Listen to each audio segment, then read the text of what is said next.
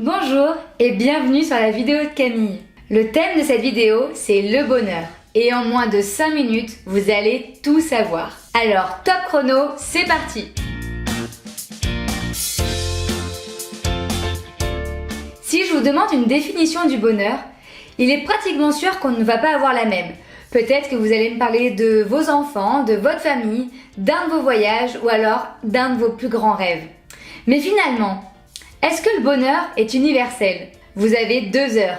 Pendant ce temps-là, moi je vais vous partager ma découverte qui est la science. Alors je vous rassure, je vais pas vous faire un cours théorique. J'ai un bac littéraire, option artistique, alors la science et moi, ça fait longtemps qu'on ne s'est pas croisés. Par contre, j'ai lu énormément d'études et de documents sur ce sujet et c'est ce que je vais essayer de vous retraduire dans cette vidéo. Comme je vous l'ai dit tout à l'heure, on n'a peut-être pas la même définition du bonheur. Par contre, ce qui se passe dans notre cerveau, ce que tous les scientifiques appellent la dose, ce qui fait que l'on ressent du bonheur, ça c'est commun et c'est ce que je vais vous expliquer dans la suite de la vidéo. À partir de maintenant, tout ce que je vais vous dire s'appuie sur les neurosciences, notamment sur les neurotransmetteurs et sur les études faites à Harvard sur le bonheur. Alors, qu'est-ce qui se passe dans notre cerveau? Qu'est-ce que les scientifiques appellent la dose?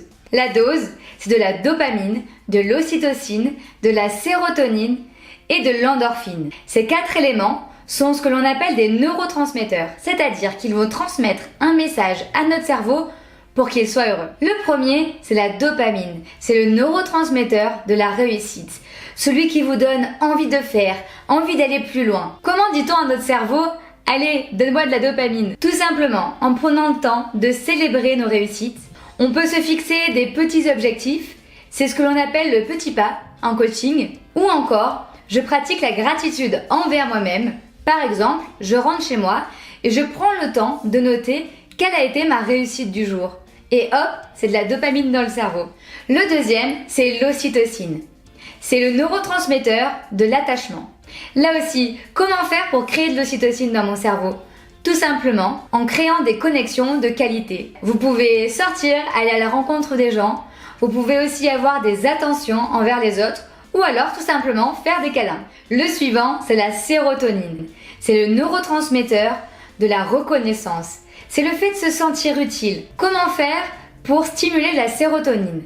Le premier point, qui est très simple, c'est aller boire un café au soleil, parce que le soleil vous amène à sécréter de la sérotonine. Mais sinon, vous pouvez aussi, à chaque temps de bilan, reconnecter avec le sens. Pourquoi je fais ça et à quoi j'ai servi? Vous pouvez aussi reconnaître les autres et du coup, faire la pratique de la gratitude avec les autres. Finalement, à cette fin de journée, qu'est-ce que l'autre a fait que je peux remercier? Quelles attentions en ayant vers moi? Et ça aussi, ça stimule votre sérotonine. Le dernier, qui est sûrement le plus connu, notamment des sportifs, c'est l'endorphine. C'est le neurotransmetteur du bien-être. Donc, après un effort, on ressent un sentiment de bien-être. Vous n'êtes pas sportif?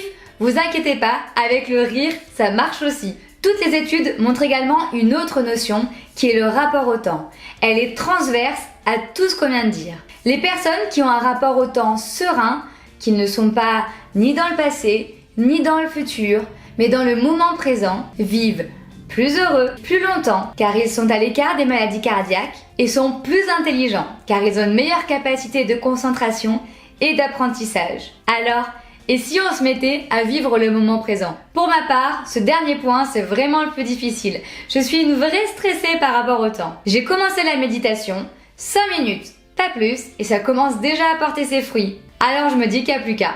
En conclusion, et ce que j'avais envie de vous partager par le biais de cette vidéo, c'est qu'on peut être acteur de son bonheur.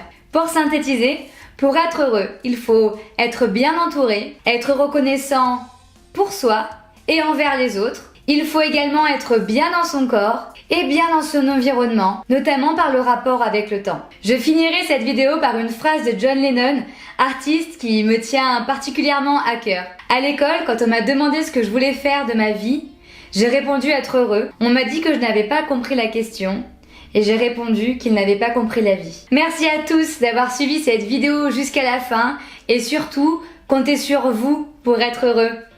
À très vite!